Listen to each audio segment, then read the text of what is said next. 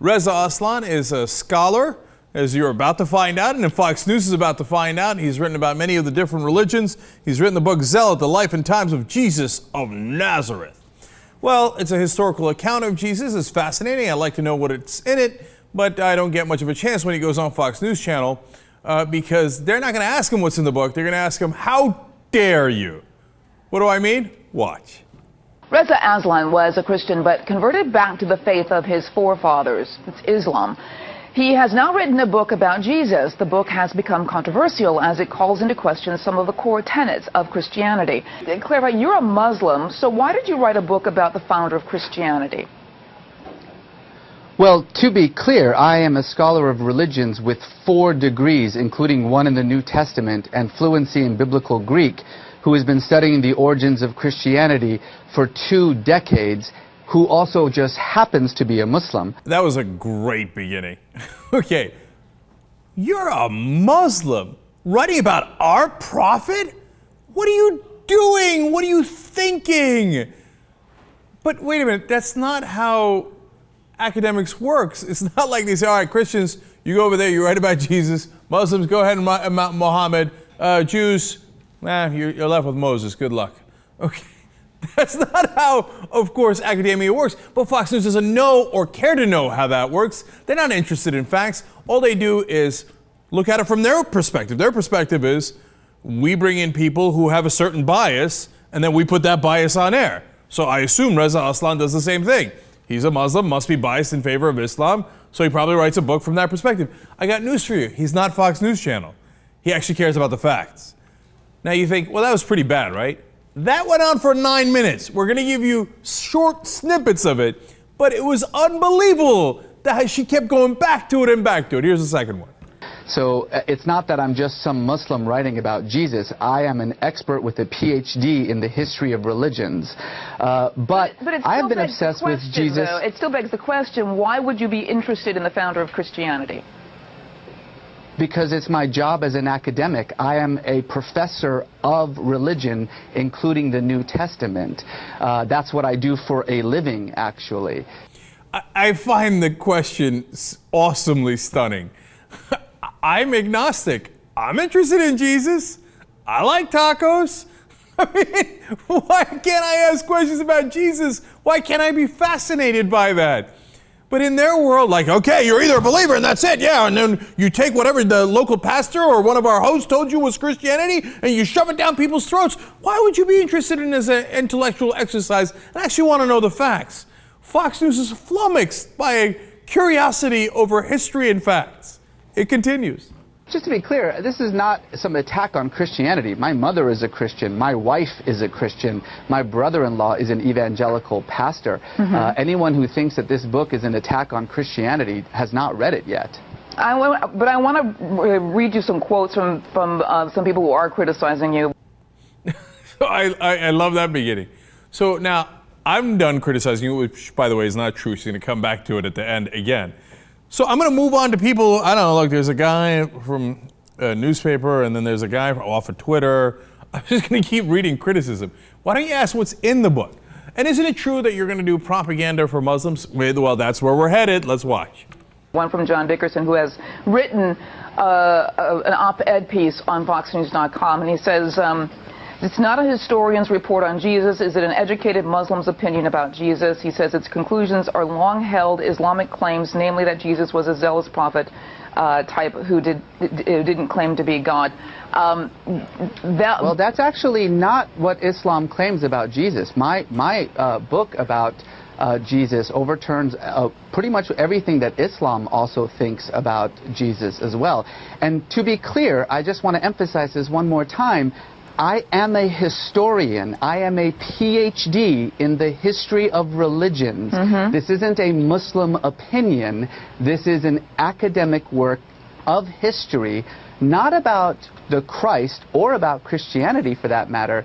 It's about a historical man who walked the earth 2,000 years ago in a land that the Romans called Palestine. How are your findings different from what Islam actually believes about Jesus? Well, Islam doesn't believe that Jesus was crucified, first of all. Islam believes in the virgin birth. I mean, Jesus was most definitely crucified, and my book does question the historicity of the virgin birth. So again, I mean, I know that we've mentioned this 3 times now.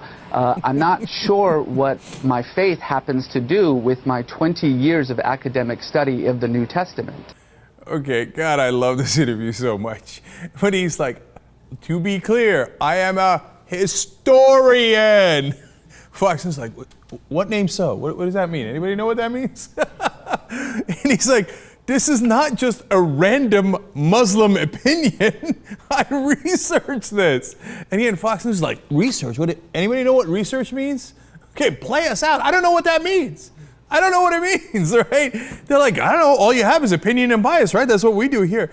And I have to confess to you, it's only upon the 3rd viewing of it did I just notice that our so-called expert that she was reading the op-ed from was from FoxNews.com. So somebody else at Fox News also hated your book, as did I. So why don't you confess that in fact you are a Muslim? We're going to get to that. That's awesome. Let's keep going. Of course, in any scholarly discussion of Jesus, as with any scholarly discussion of any ancient figure, there are going to be widespread differences, but my 100 pages of endnotes cites every scholar who disagrees with me and every scholar who agrees with me. We're not talking about just people who disagree with you. Many scholars disagree with you as well. Like the scholars at FoxNews.com.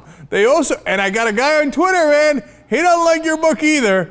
Okay, he's like, the way academics works is we don't know exactly what happened 2,000 years ago. We try to piece it together. And then that guy says, okay, hey, look, I've got this research, and I have research, and then sometimes we agree, sometimes we disagree. Wow.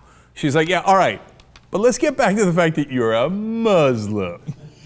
Watch. Taylor Kane just says, so your book is written with clear bias, and you're trying to say it's academic. That's like having a Democrat write a book about why Reagan wasn't a good Republican. It just doesn't work. Well, what do you say to that? It would be like a Democrat with a PhD in Reagan who has been studying his life and history for 2 decades writing a book about Reagan. But then why would a Democrat want to promote democracy by writing about a Republican?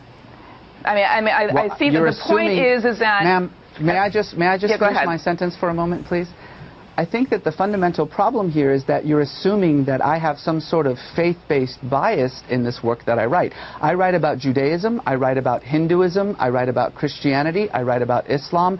My job as a scholar of religions with a PhD in the subject is to write about religions. He's trying to be as clear as he can possibly be. That would be like a Democrat with a PhD in Reagan. Okay, and he's right. She can't get past the fact that he might have a faith-based bias. Why? Because she has a faith-based bias. The entire network has a faith-based bias. Her name is Lauren Green, by the way, and I have never seen an interview that bad, even on Fox. Did you notice what she said in the middle there? That'd be like a Democrat writing a book about Reagan, and how would they understand how to promote democracy? What? I mean, you want to talk about your bias screaming through the screen. That was amazing, but we're not done yet.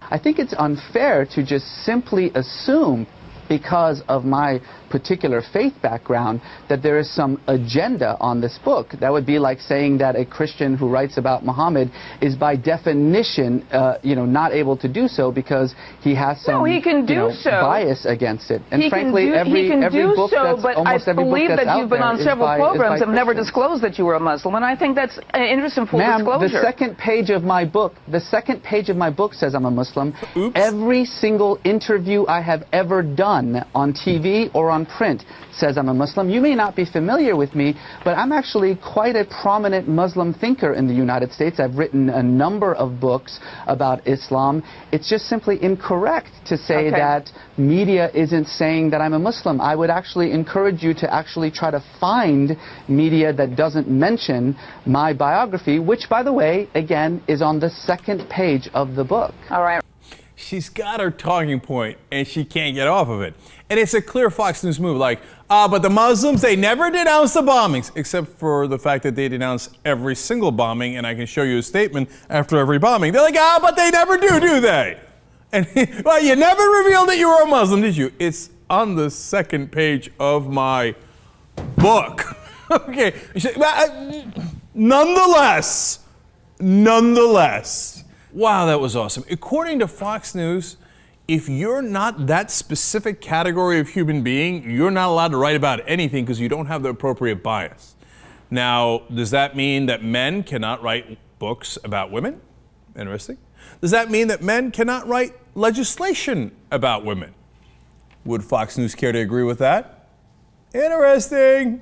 Okay, I like how we have disqualified everybody about writing about Christianity unless they're a deep believer in Christianity, and whatever that means to Fox News, and whichever strain of Christianity that you happen to believe in. But we've also meant that no Christian can ever write about Islam. I wonder if any of the Fox News hosts or any of the experts at foxnews.com have written about Islam at all. Oh, probably not. Or if they have, we should immediately discount anything that a Fox News host has ever said about Islam. Fair enough. That we probably should do. That was an absolute epic beatdown that Reza Aslan gave Fox News. It was also a clinic in bias and buffoonery by Fox News.